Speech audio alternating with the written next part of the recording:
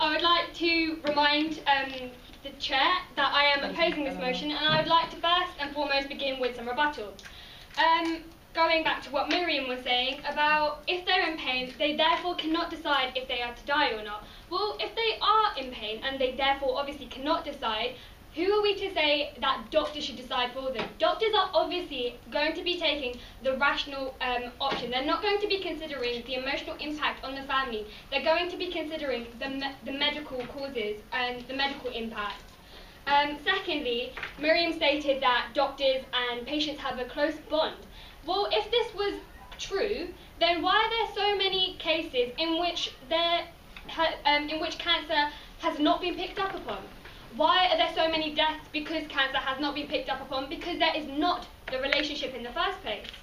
And thirdly, Miriam stated that there would be no hope for recovery.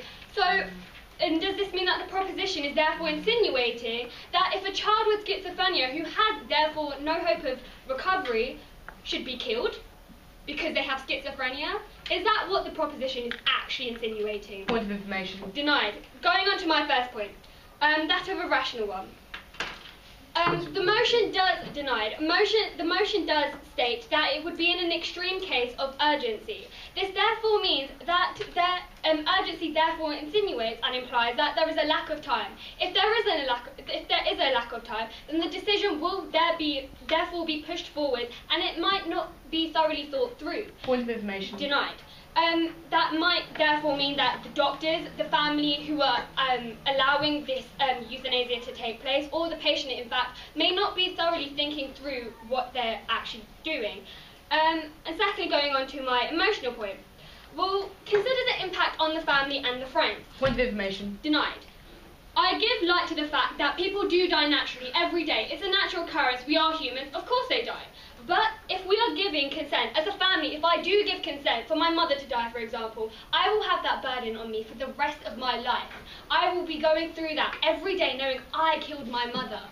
Do I actually want that? No, of course I wouldn't. I would much rather that somebody died of a natural cause than me giving consent to them dying. Denied. Taken. Would you think that?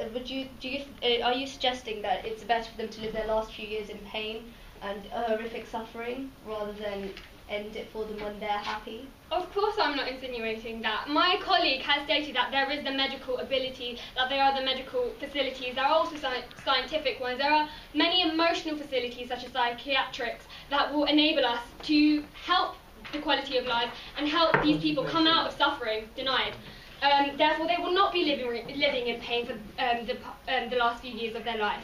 Going back to my emotional point, we are no one to decide who can kill someone else. We are humans. We are not in that position. We are not in that emotional state to decide who can kill somebody else. And the fact that, going back to what I was saying in my rebuttal, if a child does have schizophrenia, how can the proposition insinuate that it is ever ethically right to kill a child because they have a medical disease that they are born with? They are born with. It's not their option. Who are you to say that you can kill them? Nobody, quite frankly, because it is ethically wrong. There is, under no circumstances, where it is ever ethically right. Which brings me on to my third and final point. It is never ever morally right to end a life because we live in such a sophisticated society. We have the science, we have the psychology, we have so many means to implement into saving this person's life. We do not need to kill them at any stage. And so I would therefore like to conclude that, well, quite frankly, we have the means to save this person's life. We are not jeopardizing their health in any manner, because if it is a terminal illness and there is no chance for recovery, they're not going to recover in the first place.